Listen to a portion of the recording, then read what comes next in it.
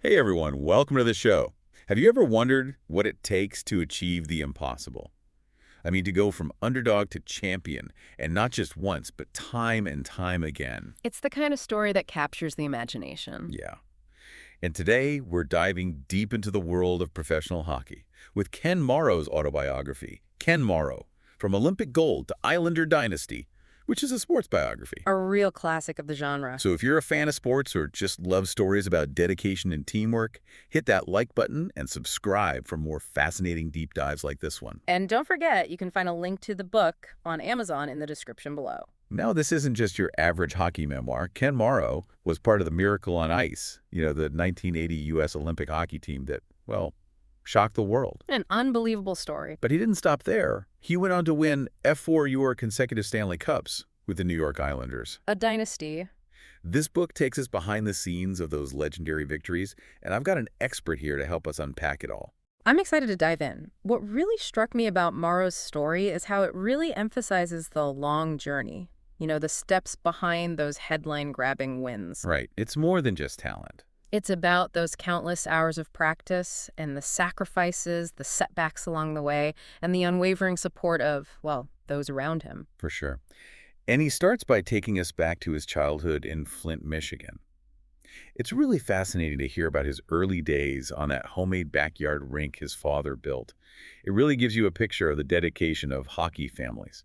Oh, absolutely. Those early morning practices, the constant travel for games and tournaments, the financial strain it puts on families. It's clear that Morrow's family played a huge role in shaping, well, not just his work ethic, but also his love for the game. Yeah. It's something you see a lot in sports biographies. It is, this idea that success is often a team effort, both on and off the field, or in this case, the ice. I love all those vivid anecdotes he tells about his youth hockey experiences. Like, he talks about this coach, Kronk, who was so passionate about the team, but he had this hilarious habit of using maps, but like backward, on road trips. So, of course, they ended up miles off course. Oh, no. And he made these paper placemats for the team with like their whole schedule on it. Yeah. Talk about old school dedication. Those little details are what make this book so engaging. And beyond the humor, these stories highlight something crucial about youth sports. What's that? It's not always about, winning championships. Right. It's about the impact of these passionate mentors, individuals who just dedicate their time and energy to nurturing young talent. That's true.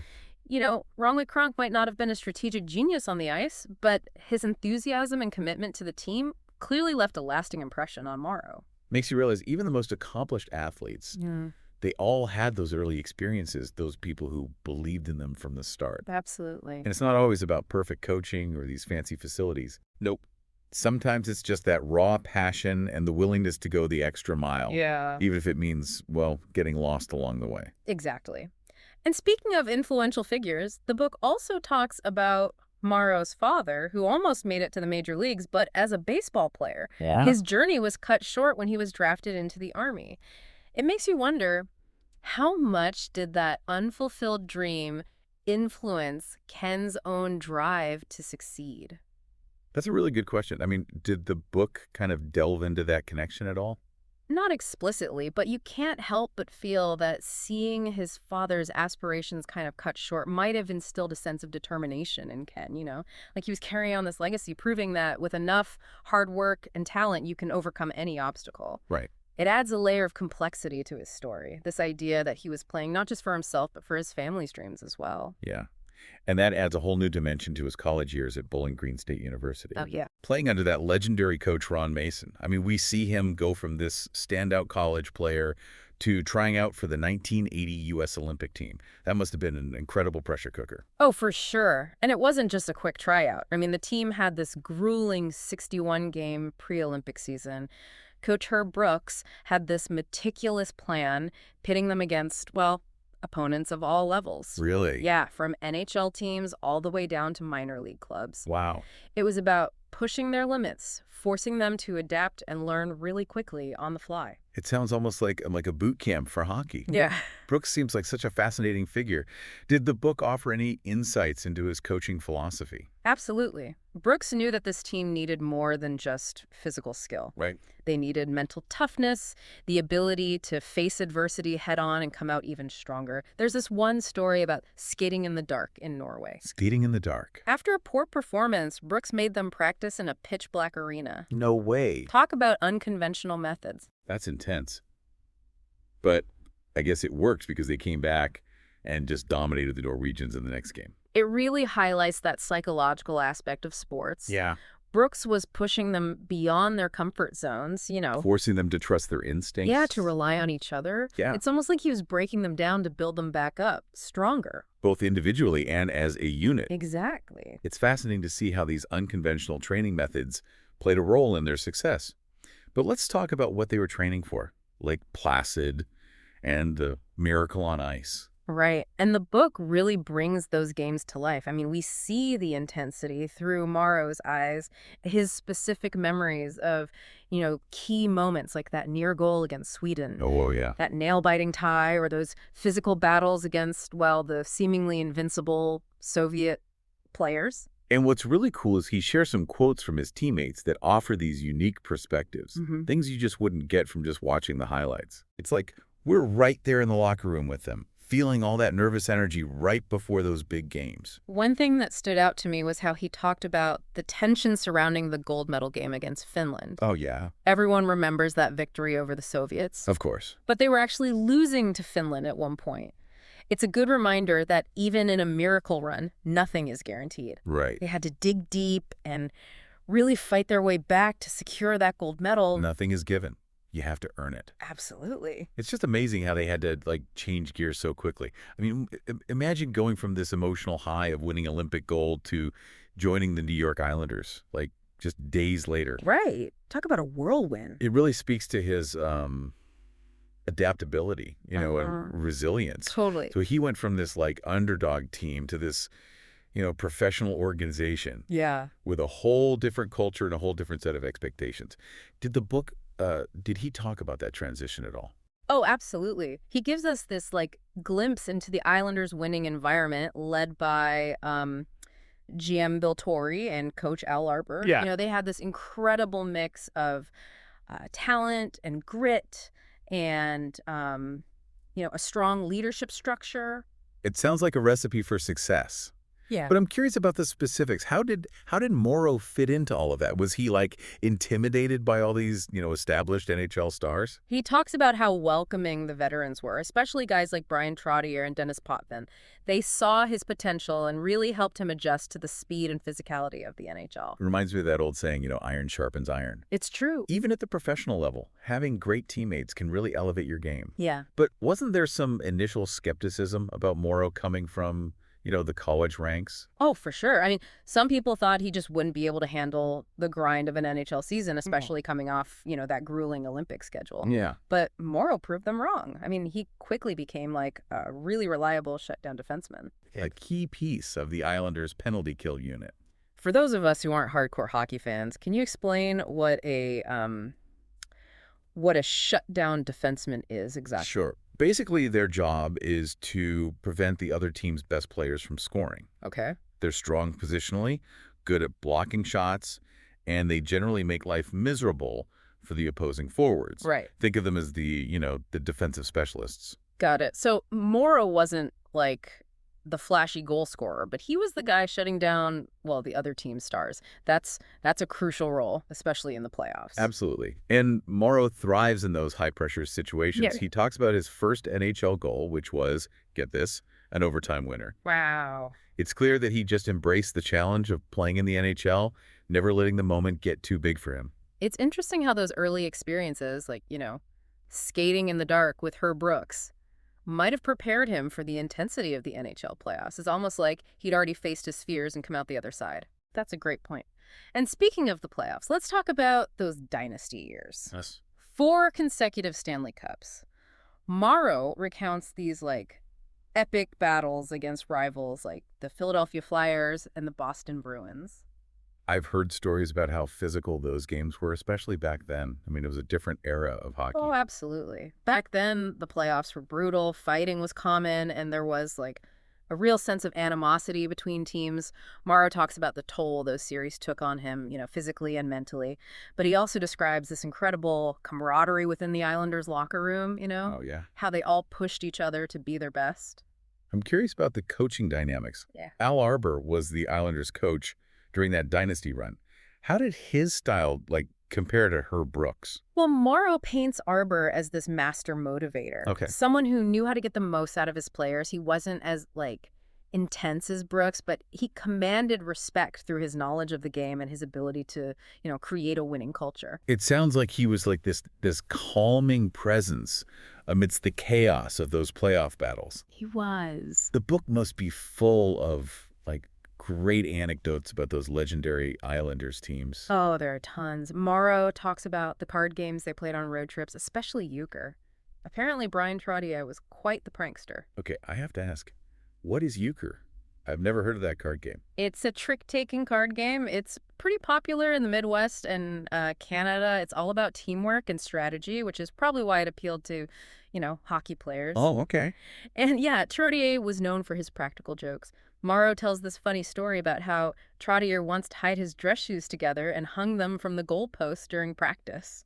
That's hilarious. It's those little glimpses into their lives that make you realize that these guys were more than just, hockey robots. They were, real people with their own quirks and senses of humor. Right. Dealing with all the pressures of fame and expectation. And even in the midst of those, intense playoff runs, there were these moments of levity and camaraderie. Mm-hmm. It's a good reminder that team chemistry is about more than just talent. Totally. It's about, building relationships and trusting each other on and off the ice.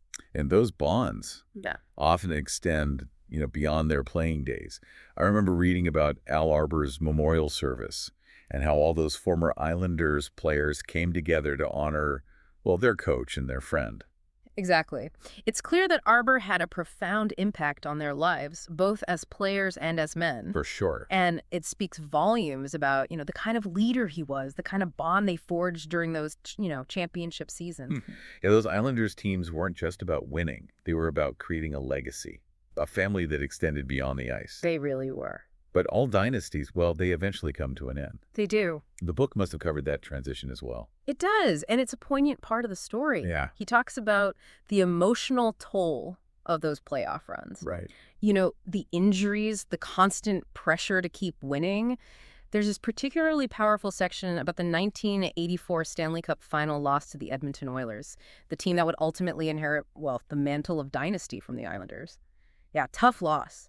I mean, it must have been so hard to see their reign come to an end, especially in a team, like the Oilers with those young superstars, like Wayne Gretzky and Mark Messier. Yeah. It was definitely a changing of the guard moment. But Morrow, he reflects on that loss with a sense of, acceptance. Okay. Rather than bitterness. He understood that all good things must come to an end. Right. And he was incredibly proud of what the Islanders had accomplished. That's a very mature perspective, especially for someone who was still, in the prime of his career. It shows a lot of character. Absolutely. And it speaks to his overall approach to the game. He was never the flashiest player, never the one chasing individual accolades. He was all about the team. Right. All about doing, whatever it took to win. And that kind of mindset often leads to longevity in sports. He didn't hang up his skates after that loss. Yeah. Right? He played a few more seasons with the Islanders. He did. And even though they didn't, reach those championship heights again, he continued to be a valuable contributor to the team. He talks about how his role kind of evolved, as he got older. Yeah. He started mentoring younger players, providing that veteran leadership. It's interesting how athletes often transition into those, mentor roles as their careers wind down. They become the keepers of the team's culture. Yeah. Passing down that, the knowledge and experience to the next generation. Exactly. And in Morrow's case, he had so much wisdom to share. I mean, he played under 3 legendary coaches, Ron Mason in college, Herb Brooks with the Olympic team, and then Al Arbour with the Islanders. Talk about a masterclass in coaching styles. He must have had some fascinating insights into those larger-than-life figures. He does. He talks about how each coach had their own unique approach, their own way of motivating players. Right. Brooks was intense and demanding, always pushing the team to their limits. Yeah. Arbour was, a little bit more laid back. But he had this, quiet authority that commanded respect. It seems like Morrow really, learned something valuable from each of them. He did. Lessons that he carried with him into his own coaching career. That's right. After retiring from the NHL, he went on to coach both at the minor league level and then as an assistant coach in the NHL. He took those experiences from his playing days and applied them to his coaching, emphasizing, teamwork, work ethic, and that mental toughness that Brooks instilled in him. So even though his playing days were over, he stayed connected to the game, helping to, shape the next generation of hockey players. He did. It's a really beautiful example of that cyclical nature of sports, how knowledge and experience is passed down from one, era to the next. And it speaks to his passion for the game. He wasn't just in it for the glory or the money. Right. He genuinely loved hockey and Okay. wanted to give back to the sport that had given him so much. It's inspiring to see how he, found fulfillment beyond his playing career, Yeah. using his platform to make a positive impact on others. Yeah. But before we wrap things up, I want to go back to something you mentioned earlier. Mhm. You said that, Morrow wasn't the flashiest player, Right. that he was all about the team. Yeah. And I think that's a really important point, especially in, today's sports culture where individual stardom is often celebrated, above all else. I completely agree. Morrow's story is this powerful reminder that, true greatness isn't always about scoring the most goals or, getting your name in the headlines. Right. It's about those less glamorous but equally important contributions. The little things. Yeah, the sacrifices you make for the betterment of the team, the willingness to do the dirty work, the quiet leadership that inspires others. It's about being that reliable teammate, Mm-hmm. a steady presence on the ice, someone who just elevates everyone around them. Exactly. And those qualities often translate, beyond sports. Think about your own, workplace or your personal relationship. Exactly. The lessons that we can glean from Morrow's journey, I mean, they apply to all aspects of life. It's about setting high standards for yourself, working hard, being a good teammate, and never losing sight of the importance of, humility and respect. I think that's a perfect note to end on.